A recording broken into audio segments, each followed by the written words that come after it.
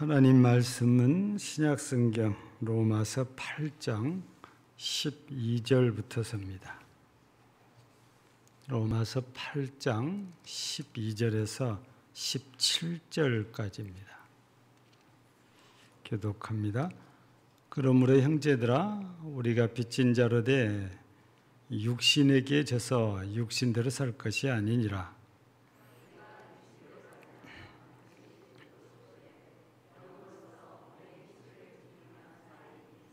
무릇 하나님의 영으로 인도함을 받는 사람은 곧 하나님의 아들이라.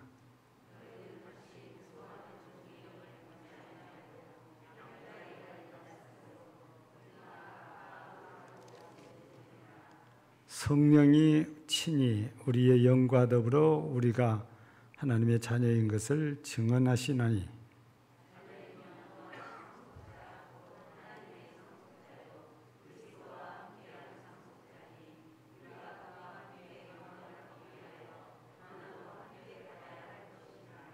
아멘.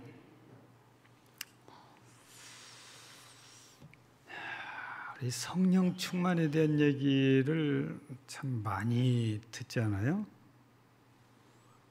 그 성령 충만을 받으면 우리가 하나님께로부터 뭘 받을까요? 성령 우리 충만 받는데 우리가 하나님께로부터 받은 것. 일반적으로 생각할 때는 선물이라는 표현을 쓰는데 그게 다른 말로 표현하면 은사라고 그러죠.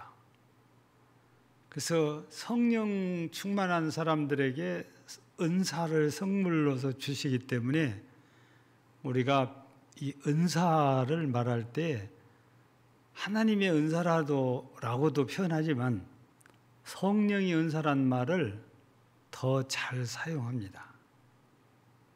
근데 이 은사라는 것은 성경에 보면은 굉장히 많지요, 가지수가. 근데 우리가 기억하는 것은 몇 개 안 되지만 실제적으로 로마서 12장이나 고린도전서 12장 그리고 에베소서 4장에 나오는 은사들을 보면은 30가지가 조금 못 되지요. 한 27, 8가지 정도 나오지요. 은사의 종류가 우리가 생각한 것보다도 훨씬 많다는 겁니다. 근데 우리가 쉽게 기억하는 것은 이제 병을 고치는 신유 은사, 우리 제일 많이 듣는 말이지요. 그리고 또 우리가 흔하게 듣는 은사가 방언. 이것도 은사. 또 방언 은사를 받으면 하나님께서 일부에게만 또 주시죠. 모두에게 주는 건 아닌 것 같아요. 방언을 통변하는 은사가 있어요. 전에도 말씀드린 것처럼 어떤 분은 방언을 하긴 하는데 그 방언이 자기도 말하는 자기도 무슨 뜻인지를 모르고 방언하는 분들이 있어요. 근데 어떤 분들은 방언을 하는데 그 방언, 지금 무슨 내용을 기도하는지를 알고 방언하는 분이 있어요. 근데 이분은 자기 방언만 아는 게 아니에요. 다른 분의 방언도 알아요. 바로 이런 분들을 가리켜서 통변의 은사 혹은 통역의 은사를 받았다라고 이렇게 얘기하거든요. 그래서 어떤 때는 두 사람이 똑같이 기도하는데 한 사람은 방언으로 기도하는데 옆에 사람은 그것을 통변을 하고 있습니다. 그 무슨 말인지를. 예, 분명히 이 두 가지 다 은사는 은사인데 모두가 다 그렇게 받는 건 아니지만 일부에는 이렇게 방언을 해석을 할 수 있는, 통역할 수 있는 통변의 은사를 받는 분도 이렇게 있단 말이죠. 또 우리가 잘 알고 있지만 별로 그렇게 깊이 관심 갖지 않는 것이 가르치는 은사 혹은 우리 지도하는 이런 은사, 이것도 전부 은사예요. 리더십이 있는 사람이 있고 리더십이 없는 사람이 있잖아요. 리더십이 있는 사람은 지도력이 있는 사람, 이런 데 은사를 받은 사람들이거든요. 그러니까 은사가 가지가 다 있어요. 예. 근데 이런 은사를 주신 목적이 있잖아요. 하나님께서 성령 충만한 사람들에게 이런 은사를 주셨는데 왜 이런 은사를 주시느냐? 뭐 때문에 주시냐 그지요. 이걸 잘 모르는 분들은 그 은사를 가지고 사욕을 취합니다. 더 나쁘게 얘기하면 사리 사욕을 취한다 그러죠. 이런 사람들이 없는 게 아니고 실제적으로 있습니다. 그래서 돈을 받고 기도를 해주고, 돈을 받고 예언을 해주고, 돈을 받고 통변을 해주고, 돈을 받고 치유 기도를 해줍니다. 이거는 하나님께서 선물로 주셨는데 그 선물로 주신 목적이 분명히 있는데도 불구하고 그 목적하고는 전혀 상관없이 사리 사욕을 채우는 이런 분들도 개중에는 있습니다.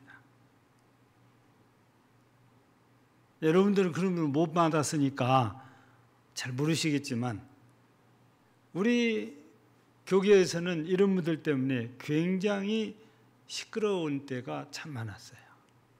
예. 그래서 이런 사람들을 가르쳐서 이단이란 말까지 사슴없이 이렇게 말이 튀어나올 정도거든요. 그러니까 성령 충만 받으면 하나님께서 그 사람에게 꼭 필요한 은사를 이렇게 주시는데 그 목적은 에베소서에 가서 보면 성도를 온전케 하고 교회를 세우기 위한 목적이에요. 그러니까 하나님의 교회가 하나님의 교회로 바르게 세워지도록 하기 위해서 필요한 은사들을 이렇게 주신 것이지 개인의 사리사욕을 채우라고 은사를 주신 것은 아니라고 말이에요. 근데 이런 은사를 가르쳐서 우리가 선물이라고 이렇게 하는데 진짜 선물이라는 말보다 오늘 제목에 특권이라고 했잖아요. 성령 받은 자의 특권이라고 해요.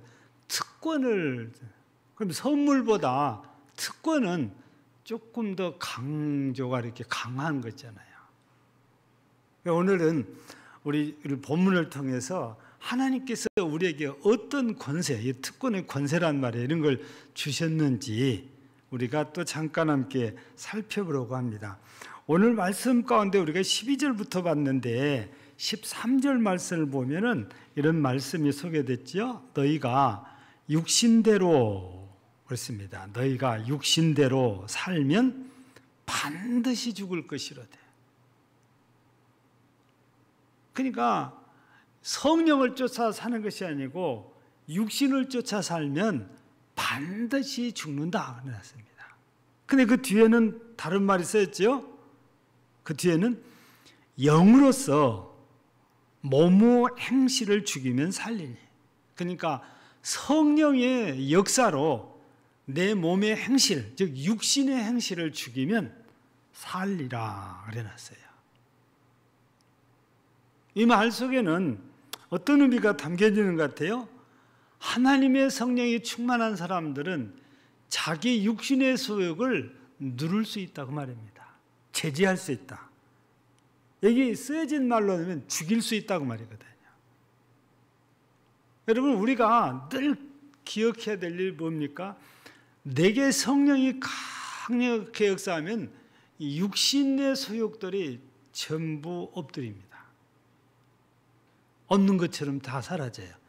근데 내게 성령의 역사가 강력하게 나타나지 않으면 이것들이 자기 세상이라 생각하고 막 고개를 쳐두고 올라와서 성령이 없는 사람처럼 나를 만들어요. 모든 게 생각부터 시작해서 말하는 것도 행동하는 것도 전부 다 육신적이고 세속적이에요. 근데 이것이 어느 쪽으로 흘러갑니까? 이렇게 되면 죄로 흘러가잖아요. 근데 하나님께서 우리들에게 성령의 충만함을 주시면 그 성령의 충만함을 받은 사람들은 얼마든지 내 속에 잠재되어 있는 이 죄들을, 육신의 죄들을 얼마든지 짓누르고 짓밟고 눌러서 죽일 수 있다고 말합니다. 바로 그래서 첫 번째 권세라는 것은 바로 성령 충만 받은 사람들에게 주신 것은 죄를 짓밟을 수 있는 권세입니다. 죄를 이길 수 있는 특권이 이렇게 주어졌다고 말입니다.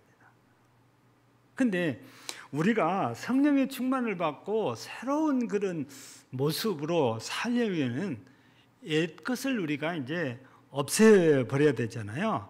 옛것은 낡은 것이고 옛것은 육신적인 거거든요. 이런 것들을 우리가 없이 하지 않으면은 성령으로 말미암아 새로워진다는 것이 쉽지 않아요. 우리 순천에는 딱 한 번 지금 아파트 재개발이라는 게 이루어졌어요.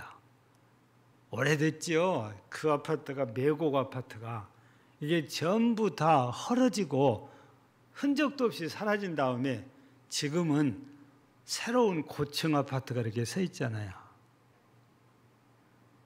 왜 얘기를 하냐면 우리가 성령을 충만하게 받기 전에는 우리도 다 육의 사람으로 살았잖아요. 근데 이런 것들을 이 아파트 재개발 하듯이 다 십자가의 부활로 씻어서 없애버리고 새로 세워야 된다고 말해요.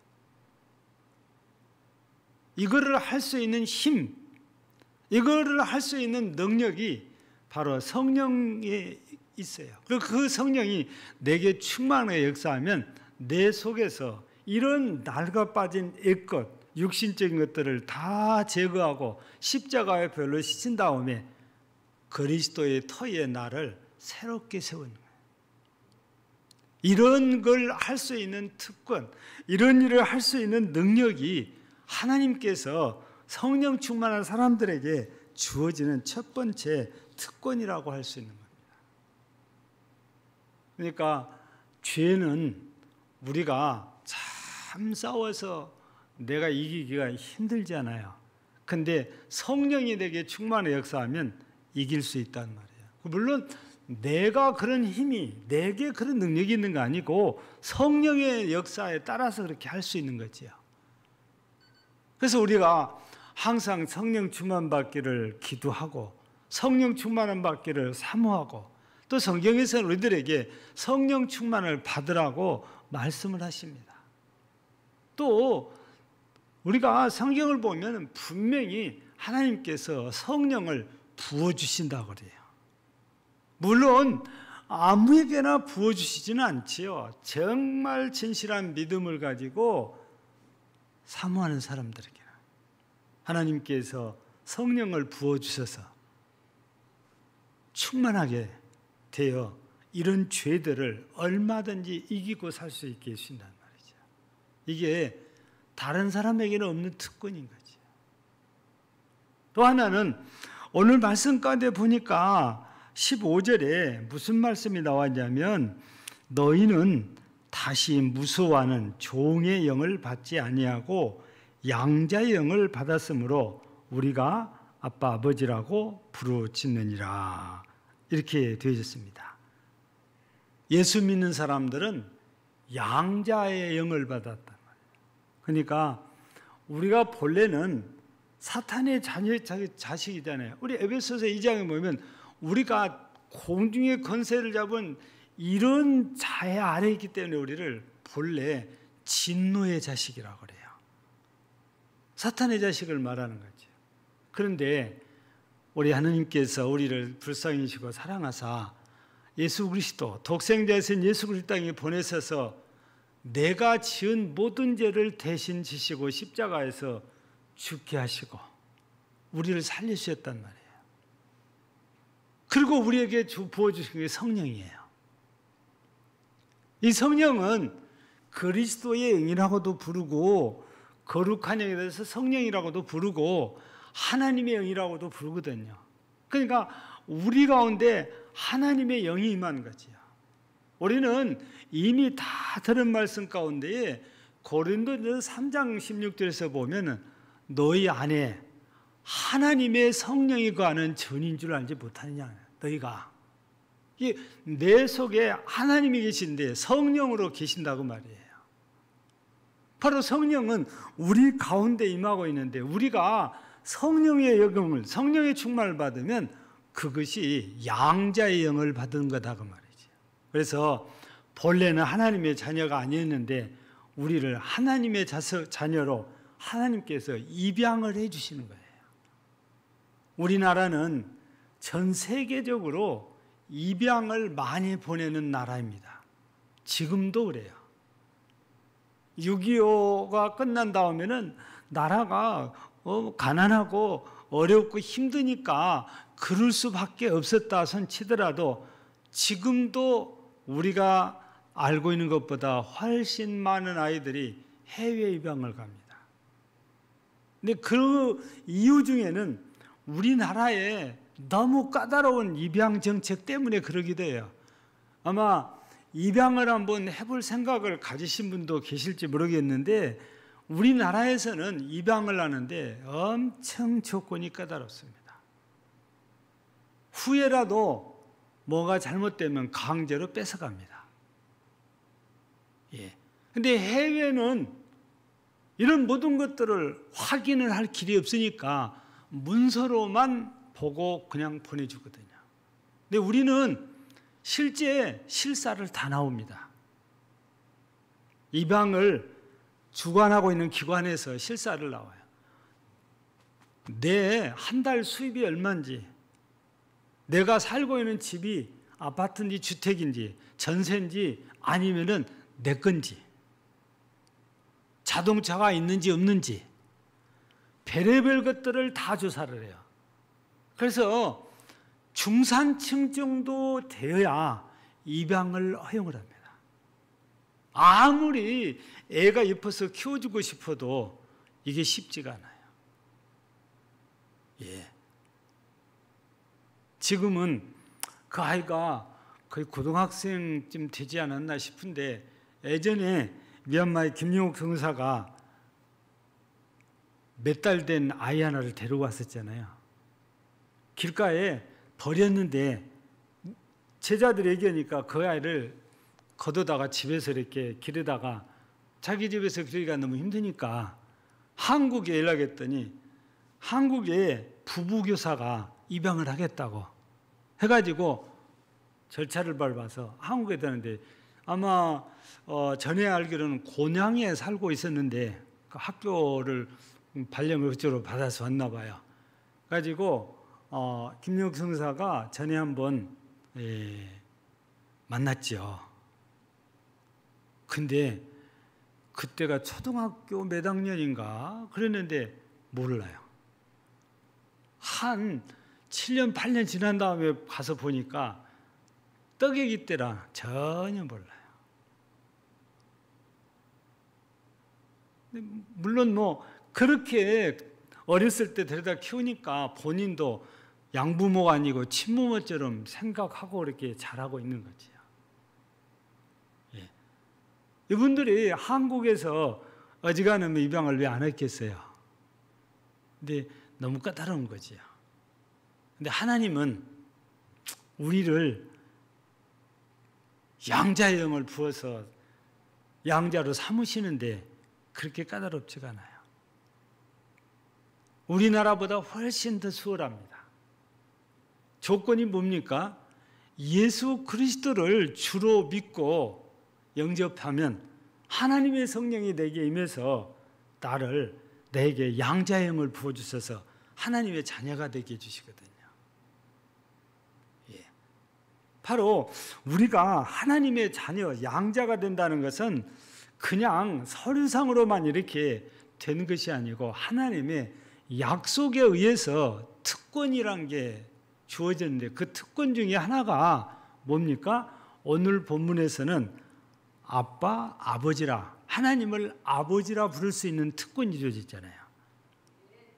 또 하나는 하나님께서 주인이신 하나님의 나라를 기업으로 주세요. 상속을 해주시는 거예요. 땅에 우리 지상에서도 아버지가 자식들에게 재산을 상속하잖아요. 그런 것처럼 하나님께서도 그렇게 해요. 우리나라도 역사를 보면은 양자 제도가 있어요. 가장 양자 제도가 잘 된 곳은 내시들입니다. 내시들은 거세를 하기 때문에 자식을 낳을 수가 없잖아요. 그래도 집안의 대를 이어야 되니까 양자를 들여서 대를 이어갑니다. 그 과거에 우리나라 역사 속에서 내시들은 자식이 있다면 100% 자기 혈족이 아니에요. 전부 다 양자들인 혈족들. 물론 자기 동생이나 아니면은 친척에서 양자로 데려오기도 합니다. 근데 양자가 되면 자기 친자나 똑같은 특권을 유지하게 돼요. 그러니까 아버지의 재산을 상속받을 수 있는 특권이 주어진다고 말이죠. 우리나라도 이렇듯이 예수님 당시도 그렇고 이 로마 시대를 들어가서 보면 로마 시대에도 양자 제도가 있었다고 그래요. 근데 그때 당시는 우리나라가 아버지의 권세가 대단했잖아요. 집안에서. 그런 것처럼 로마도 아버지의 권세가 대단했다고 그래요. 어느 정도까지 아버지의 권세냐면 자식이 잘못하면 죽여도 된다는 권세를 국가에서 부여한 거예요. 근데 그렇게 아버지에게 특별한 힘을 준 것처럼 그 아버지가 아들로 삼은 자에게도 그의 버금가는 특권을 준 거예요. 아버지의 자식이 됐으니까 어떤 경우도 그거 바꾸지를 못해요. 국가에 서락질 않아요.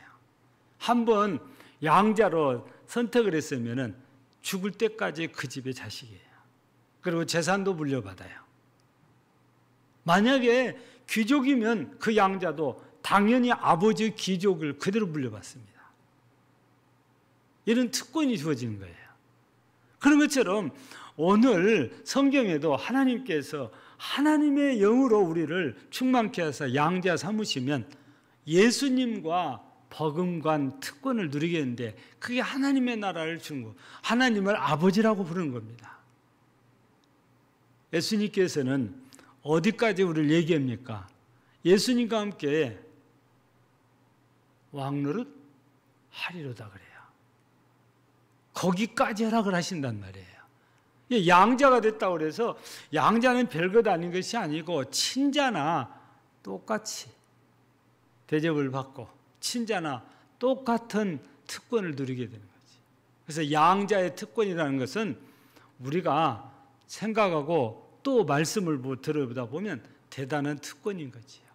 이게 성령 충만 안 받은 사람들에게 주어진 특권입니다. 마지막으로 세 번째, 지금까지는 이길 수 있는 그런 권세라든지 하나님께 것을 받을 수 있는 이런 특권 얘기를 했는데 세 번째는 조금 다른 그런 내용입니다. 17절 우리 이렇게 보면은 그래요. 자녀이면 또한 상속자. 지금 앞에서 얘기한 내용들이죠. 하나님의 상속자요. 그리스도와 함께 한 상속자니 우리가 그와 함께 영광을 받기 위하여, 자 여기서부터입니다. 우리가 그와 함께 영광을 받기 위하여 고난도 함께 받아야 할 것이니라.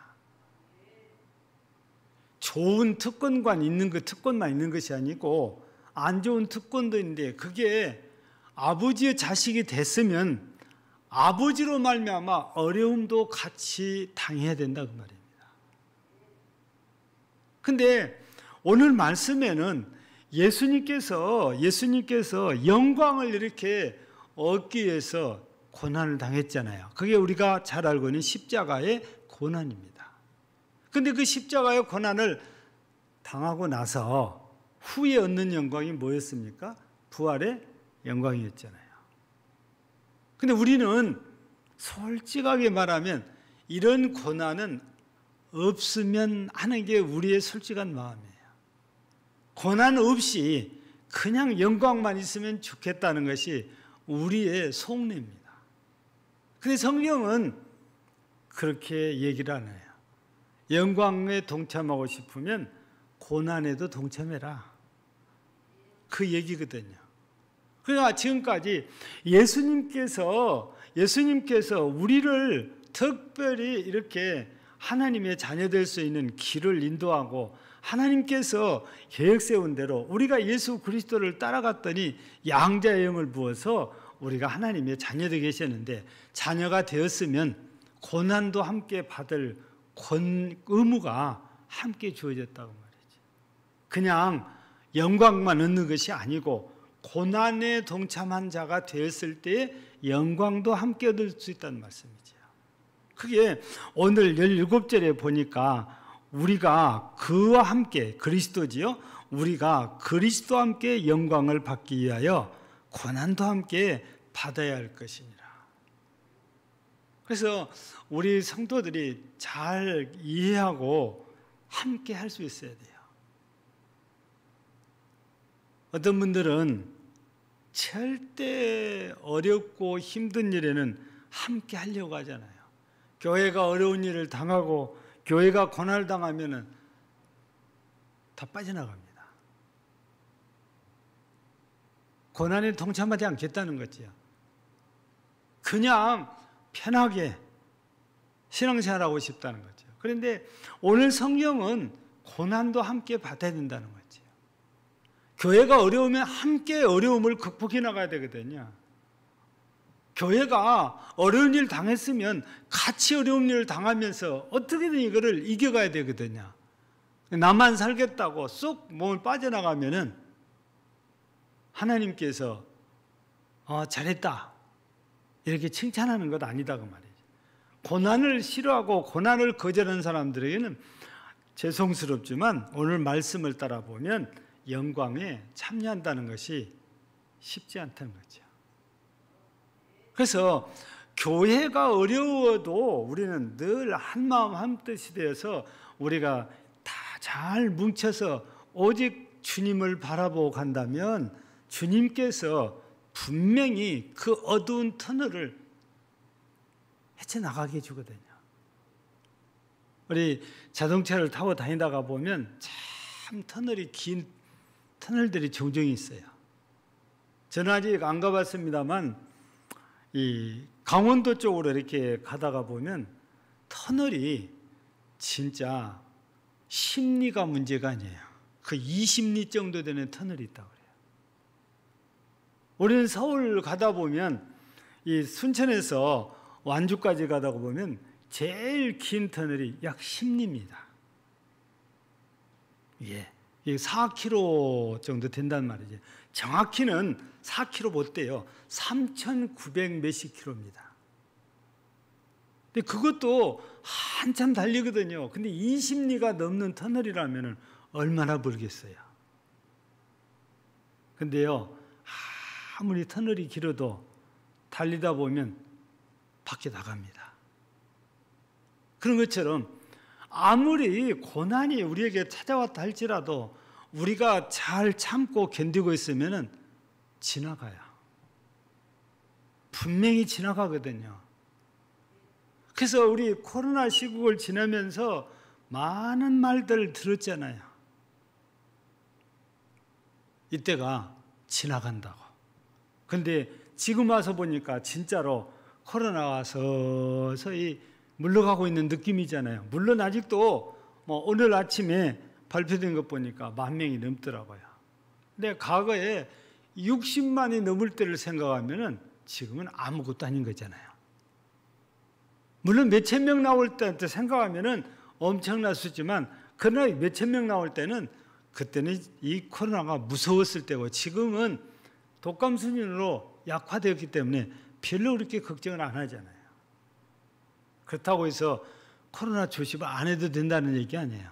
걸리면 아무튼 불편하니까 안 걸리는 게 제일 좋은 거지요. 아무리 어려운 일이 있다 할지라도 우리가 함께 이걸 견디다 보면 이 또한 지나가리라 하는 누군가의 말처럼 분명히 지나간단 말이죠. 그런데 이 때를 참지 못하고 고난을 나는 받기 싫다 해서 교회를 떠나고 나면 이 교회가 고난이 다 지나간 다음 안정되고 다시 회복이 되면 그때는 그분은 고개를 들고 이 교회를 들을 수가 없어요. 하나님 앞에서도 절대 당당할 수 없습니다.